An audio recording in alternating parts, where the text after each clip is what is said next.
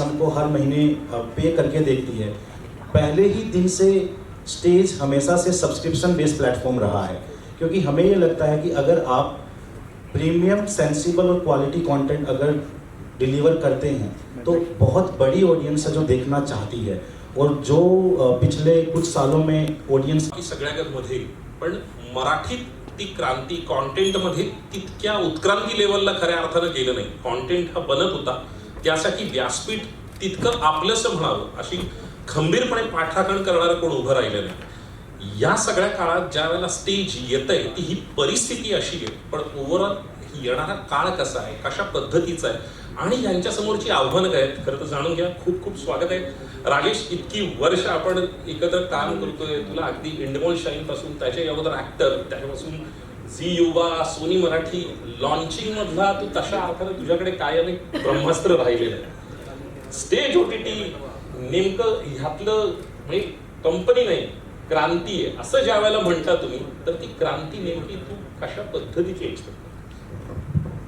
Thank you ओळख करून दिल्याबद्दल। सो इतकी वर्ष इंडस्ट्रीमध्ये अनेक चॅनल्स, अनेक प्रोडक्शन हाऊसेस आणि क्रिएटिव्हली जेव्हा मी काम करतो तेव्हा एकच लक्षात आलं होतं की चांद्यापासून बांद्यापर्यंत आपल्याकडे एक संस्कृती आहे, एक संत परंपरा आहे।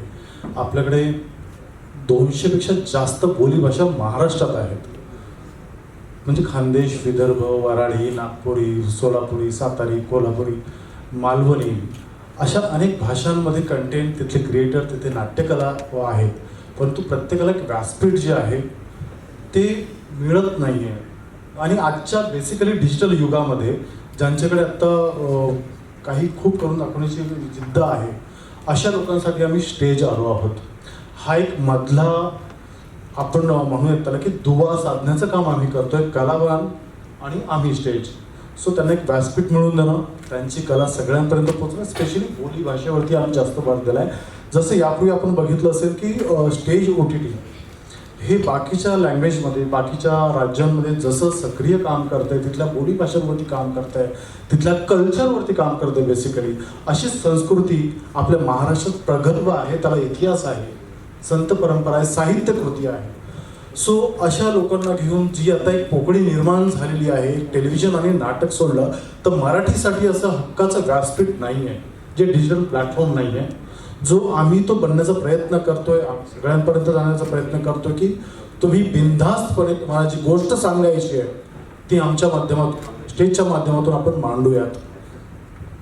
मला असं वाटतं की तुम्ही मांडता यापेक्षा आपण मांडतोय, कारण समोर बसलेले हे आपल्यापेक्षा वेगळे नाही आहेत, त्यामुळे निश्चितच ती महत्वाची नांदी आहे असं मला वाटतं।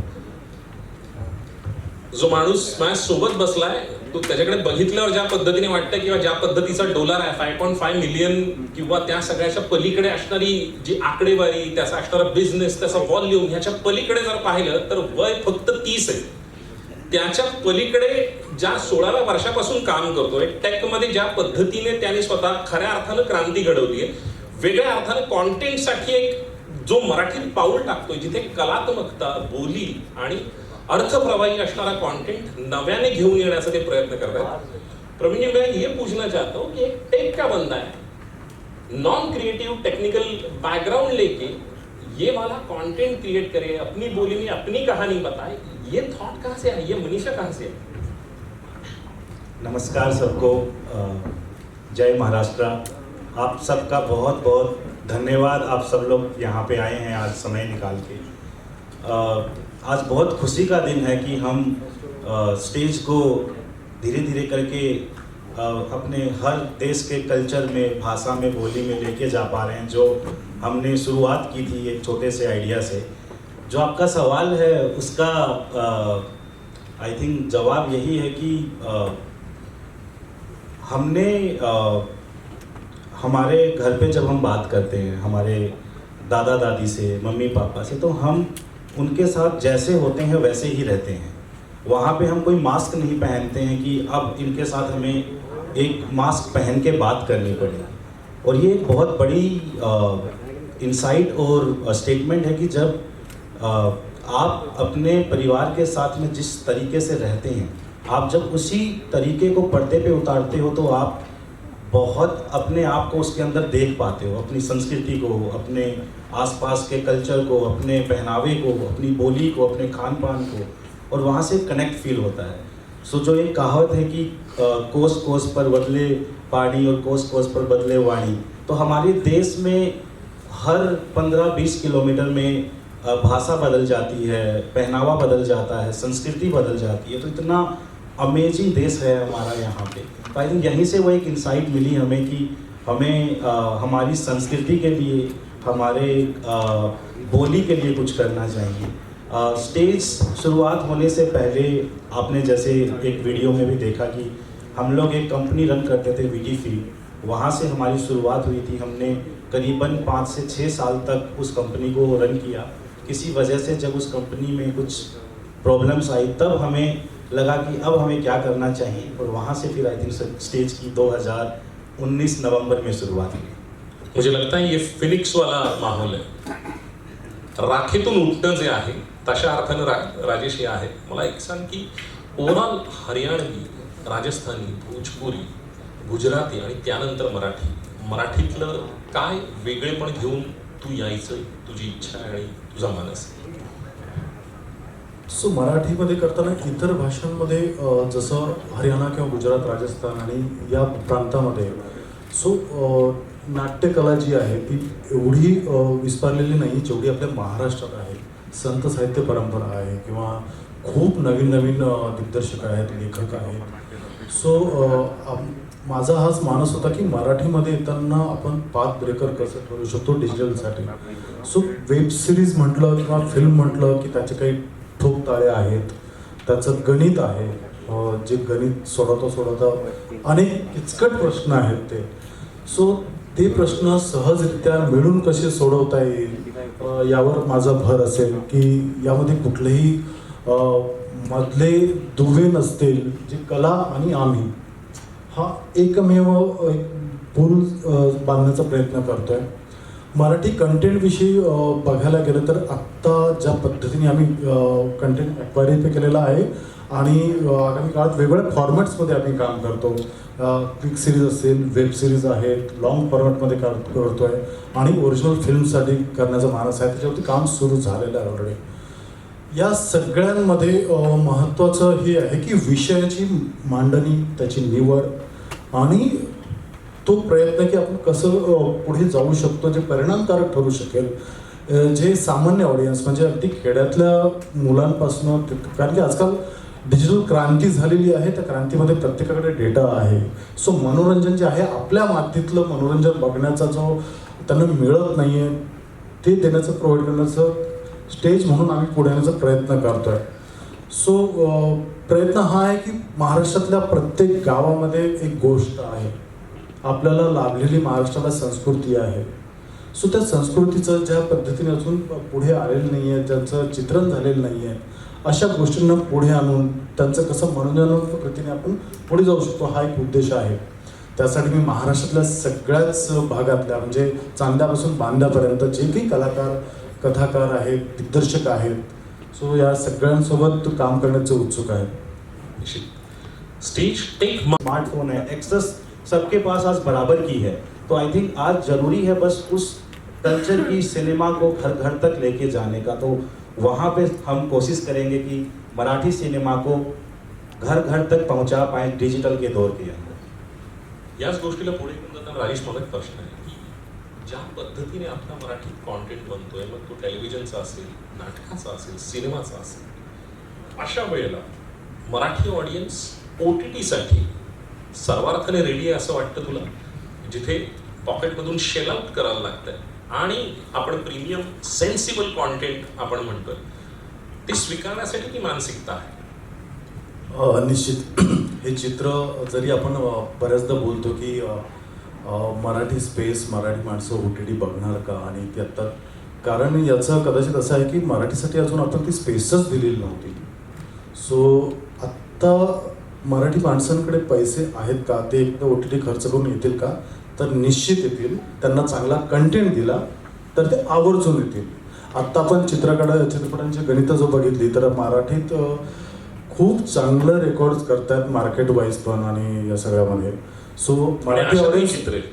येस, खूप आशादायी चित्र आहे. आणि जर महाराष्ट्रातून एवढा रेव्हेन्यू बाकीच्या प्लॅटफॉर्मसाठी जाऊ शकतो, जे इतर भाषेत म्हणजे ॲमेझॉन आहे किंवा नेटफ्लिक्स काय काय इतर OTT प्लॅटफॉर्म्स आहेत त्यांना, आणि चित्रपट आहेत हाऊसफुल होत आहेत. सो निश्चितच आपल्या मातीतलं आपलं कंटेंट बघण्यासाठी कुठलाही, मग तो खेड्यातला असू दे किंवा शहरातला असू दे, तो ऑडियन्स नक्कीच चांगला कंटेंट द्या. 100% ते आपल्या OTTवरती येणार याचं पूर्ण आशादायी आहे. आणि त्यांचा आमचा रिसर्च पण झालेला आहे. नुकतंच 1 तारखेला आम्ही सुरू केलं किंवा अनाऊन्स केलं होतं, आणि त्याचे जे आकडे आहेत ते खूप चांगले आहेत. सो ते खूपच चांगली सुरुवात झालेली आहे आमची. ते आकडे निश्चितच आम्ही आगामी काळात ओपन पण करू की कसं आम्ही वाटचाल करतो या सगळ्यांमध्ये. पण हा तुम्ही म्हणताय तो प्रश्न, की मला आशा आहे आणि विश्वास आहे की आपलं कंटेंट, जे मराठीतलं कंटेंट आहे ते बघण्यासाठी लोक येतील. प्रवीण जी, जो एवी दिखी उसमें एक टर्म थी, आर्टिस्ट का OTT. तो ये आर्टिस्ट का OTT मतलब क्या है? ये एक स्टेज की वो कहानी है जहाँ से स्टेज शुरू हुआ था एक्चुअली में. सो जैसे आपने पहला सवाल जब किया था कि नॉन कंटेंट के बैकग्राउंड के लोग एक कंटेंट की दुनिया में आ रहे हैं. सो जब हमने ये इंसाइट देखा कि हमें बोलियों में और हमारी संस्कृति में कुछ करना चाहिए, तो तब तक हमको भी ये आइडिया नहीं था कि हम फिल्में बनाएंगे, वेब सीरीज़ बनाएंगे, या हम इस तरीके से OTT को लेके जाएंगे. तो हमने सबसे पहले, इसलिए नाम भी स्टेज इसीलिए आया कि हम वो कलाकारों के लिए प्लेटफॉर्म बनना चाहते थे जो यहाँ पे आके अपनी संस्कृति और बोली में परफॉर्म कर सकें. तो स्टैंड अप कॉमेडी, पोइट्री, नुक्कड़ नाटक, फोक, हमारा जो लोकल फोक है इतना सारा, तो सबसे पहले हमने वहाँ से शुरुआत की थी. हमने बहुत सारा कंटेंट बनाया, बहुत सारा हमें लोगों का प्यार भी मिला, लेकिन कहीं ना कहीं ये था कि ऑडियंस को एक अच्छा सिनेमा देखना था. तो वहाँ से ये धीरे धीरे करके एक इंसाइट बनती गई, और जो एक आर्टिस्ट के लिए प्लेटफॉर्म था, फिर वो एक आइडेंटिटी का प्लेटफॉर्म बना. एक बड़ी इंटरेस्टिंग इंसाइट मिली हमें यहाँ से, मैं शायद वो शेयर करना चाहूँगा, क्योंकि हम इतना सारा कल्चर में कंटेंट बनाते हैं. तो हम तो इंटरटेनमेंट का प्लेटफॉर्म बना रहे थे, और हमने बहुत सारा कंटेंट बनाया, पोइट्री, कॉमेडी, फिल्में. हमें बार बार एक फीडबैक आने लगा कि आप हमारे संस्कृति को बचा रहे हो, और हमें ये भी समझ में आया कि हम तो इंटरटेनमेंट बना रहे थे, तो देन यूजर को ऐसा क्यों लग रहा है कि आप हमारी संस्कृति को बचा रहे हो. तो हुआ क्या, इतने समय में कभी भी उस बोली को, कल्चर को उतनी जगह नहीं मिली थी हमारे मेन स्ट्रीम के अंदर. और जब उन्होंने अपनी कहानी, अपने मुद्दे, अपने आसपास की चीज़ों को एक सिनेमा की तरह देखना शुरू किया, तो उन्हें लगा कि ये एक ऐसी जगह है जहाँ पे आके मुझे कंफर्टेबल फील होता है, यहाँ पे आके मुझे अपना फील होता है. ये जो हमारी इवन टैगलाइन है, बोली में अपनापन है.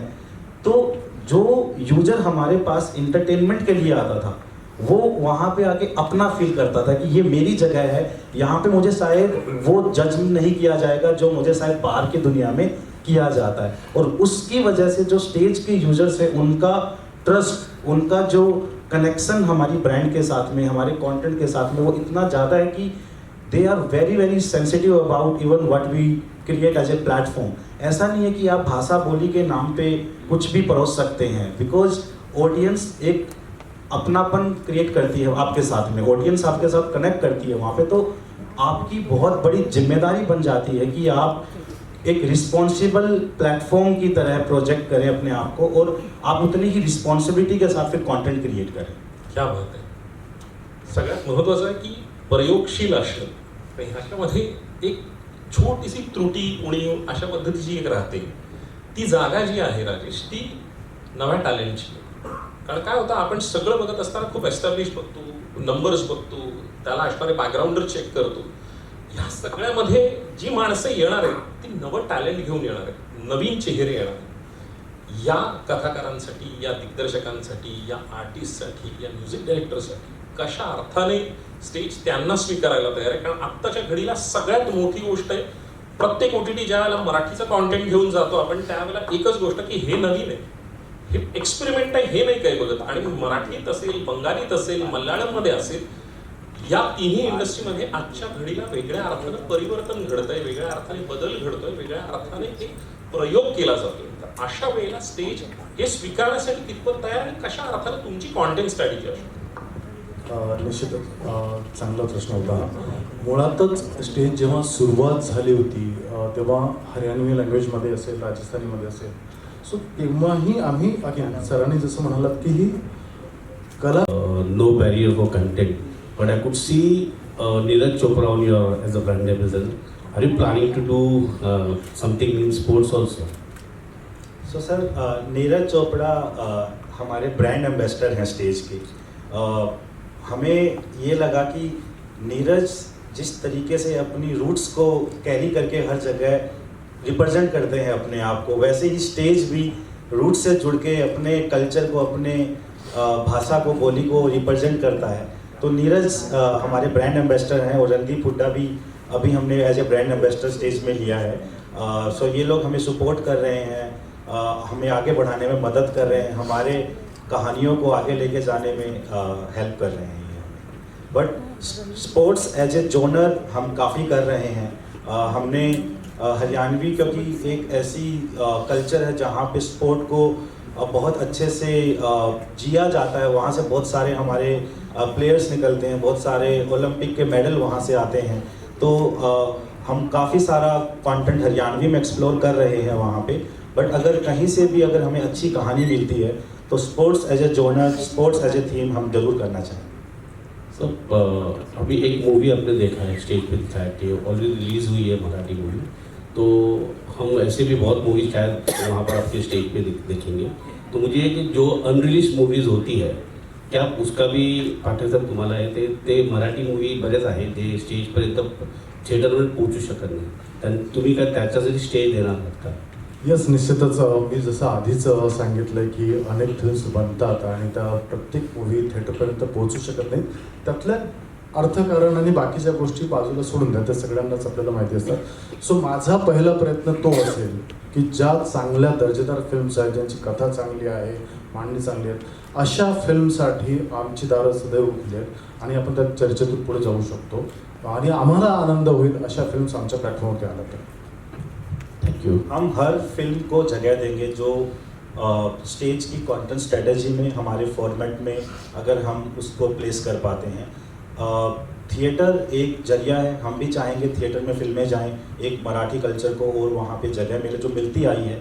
और अनरिलीज फिल्में हैं, ओरिजिनल फिल्में हैं, ओल्डी जो चली हैं, सब तरह की फिल्मों को हम कोशिश करेंगे स्टेज के ऊपर एक जगह देने की. Thank you. हॅलो, माझं नाव ज्योती व्यंकटेश आहे. बराच नेटवर्क मी बघतो OTTमध्ये, नेटफ्लिक्स, ॲमेझॉन वगैरे. पण एक मात्र प्रश्न विचारायचा तुम्हाला की is it not correct that Marathi doesn't have good content? Marathi I feel has a very good content compared to other languages. पण तरीसुद्धा none of the OTT platforms are interested in buying Marathi content for their platform. And what is the reason? Earlier there were 3-4 contenders for OTT, but none of them clicked in a big way. इसका अगर मैं आपको sir एक शायद ये ही है जिसको stage कोशिश कर रहा है सोल्व करने की. ये सिर्फ एक OTT का प्रॉब्लम नहीं है, ये हमारी सोसाइटी का प्रॉब्लम है. हमने कभी भी कल्चर को और हमारी बोली को वो जगह दी ही नहीं. हमें लगा कि बोली में, स्पेशली मैं हरियाणा की बात करता हूँ क्योंकि मैं हरियाणा से आता हूँ, हमें बोली बोलने पे, हमें जैसे हम वैसे रहने पे बोला जाता था कि आप तो अनपढ़ हैं, आप तो गांव के हैं, आप तो गंवार हैं.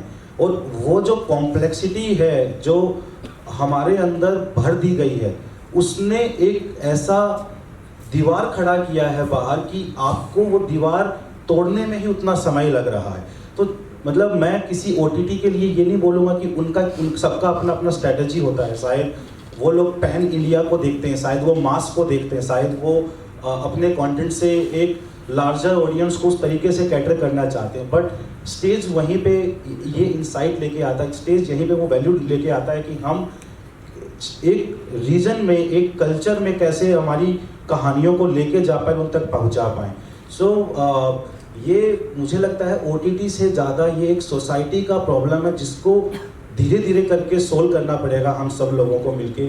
आप देखिए मैं अभी गुजराती में हमने शुरू किया, गुजराती सिनेमा पिछले 5-6 साल में कैसे धीरे धीरे करके ग्रो किया है। तो किसी ने बार बार कोशिश करी, एक बार फेल हुए, 2 बार फेल हुए, फिर धीरे धीरे करके लोग सिनेमा में जाने लगे, लोग थिएटर्स में जाने लगे। आज लालो जैसी फिल्म 50 से 70 लाख में बनी हुई आज 120 करोड़ रुपए कमा लेती है। तो ये एक बहुत बड़ा स्टेटमेंट है सबके लिए कि कैसे रीजनल सिनेमा बन रहा है और कैसे उसके अंदर लोग जा रहे हैं और देख रहे हैं। तो मुझे ऐसा लगता है कि शायद ये बदलाव, और इसीलिए जो हम अपने आप को बोलते हैं कि ये क्रांति है, ये समय के साथ और एक कंसिस्टेंसी के साथ आती है। और इसीलिए हमने उन जगह को चूज किया जहाँ से हमें तो सब, हम हरियाणवी में गए थे तो ये बोला गया था कि ये नए बच्चे आए हैं और पता नहीं थोड़े दिन में आएंगे और चले जाएंगे, क्योंकि किसी को भरोसा ही नहीं है कि अपने कल्चर में सिनेमा बनेगा और उस सिनेमा को कोई देखेगा। और वहीं से हमने शुरुआत की थी।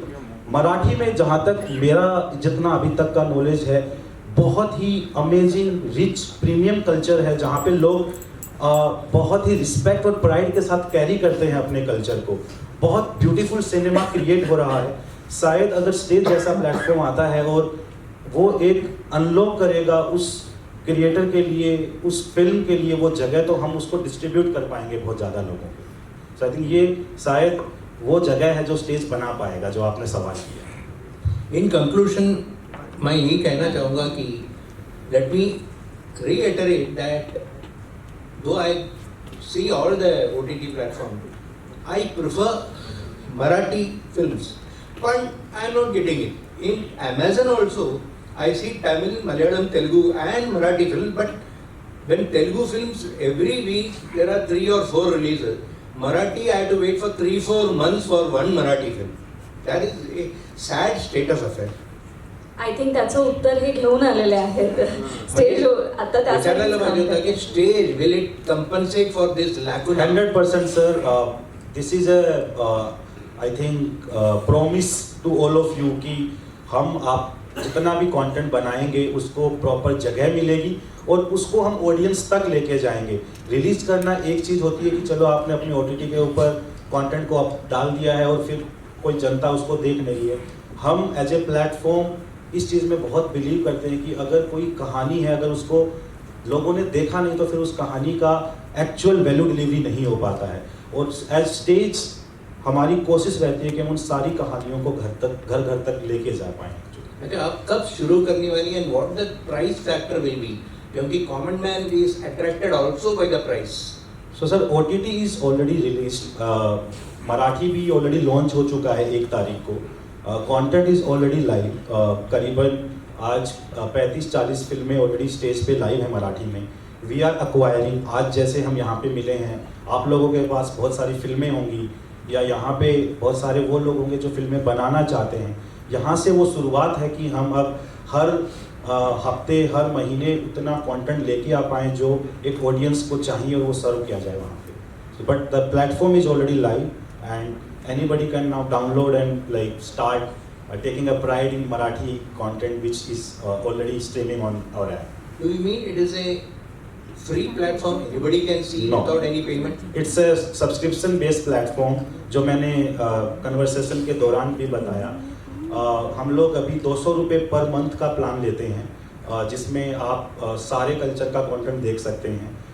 पिछले 5 साल में हमने हरियाणवी, राजस्थानी, गुजराती और भोजपुरी से करीबन ऑलरेडी 5 से 6 लाख लोग, 5 से 6 मिलियन, करीबन 50 से 60 लाख लोग ऑलरेडी सब्सक्रिप्शन लेके कंटेंट देख रहे हैं।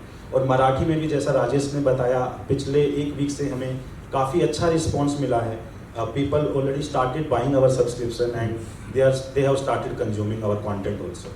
Can you tell some of the films which you have acquired Marathi? Rajesh, सध्या तरी आत्ता जसं तुम्ही बघताय, ट्रेलर्स बघितले तुम्ही जे आम्ही ॲक्वायर्ड केलेले आहेत ते सखे सासनी, हिरोलो 1998 किंवा प्लस मायनस सारखी एक वेब सिरीज आहे। 4 आमच्या वेब सिरीज ज्या आहेत ऑलरेडी शूट सुरू झालेल्या आहेत त्यांच्या, आगामी काही फिल्म्स आहेत ज्या बनून रेडी आहेत, त्यांचे प्रमोशन्स आणि बाकीच्या गोष्टी आमच्या क्युरेटिंग सुरू आहेत. सो जसं तुम्ही म्हणाला तसं अनेक फिल्म ज्या आहेत ज्या रिलीज नाही झालेल्या आहेत, सो त्यांच्याशी आमची बोलणी ऑलरेडी सुरू आहे. येणाऱ्या काळात म्हणजे साधारण 1 महिनाभरात अजून काही सिनेमांची भर पडेल त्याच्यामध्ये. Thank you sir. पुष्कर जोग. आज खूपच आनंदाची आणि अभिमानाची गोष्ट आहे. मराठीचं हक्काचं OTT प्लॅटफॉर्म आज लॉन्च झालेलं आहे, स्टेज मराठी OTT. मला खूप आनंद आणि अभिमान वाटतो आहे, कारण की माझ्यासारख्या ॲक्टर्सला किंवा निर्मात्याला ह्याची गरज होती, कारण की आपल्या हक्काचं एक प्लॅटफॉर्म जिथे आपण आपला मराठी कॉन्टेंट लावू शकतो, असा एक प्लॅटफॉर्म आज लॉन्च झालेला आहे. याचा खूप खूप खूप आनंद आणि अभिमान आहे. तर मी राजेशजी आणि प्रवीणजींचे आभार मानतो की अशा प्रकारचा त्यांनी OTT ॲप लॉन्च केला आणि आपला मराठी बाणा सगळीकडे फेमस होईल अजून. आणि खूपच अभिमान वाटतो आहे मला. ह्यांची एक लाईन आहे की ही कंपनी नाही आहे, क्रांती आहे, आणि खऱ्या अर्थाने ही क्रांती घडलेली आहे. त्याबद्दल प्रवीणजी आणि राजेशजी यांचे खूप खूप आभार, अभिनंदन, आणि माझ्याकडून त्यांच्या संपूर्ण टीमला, स्टेज मराठी OTTला खूप खूप शुभेच्छा.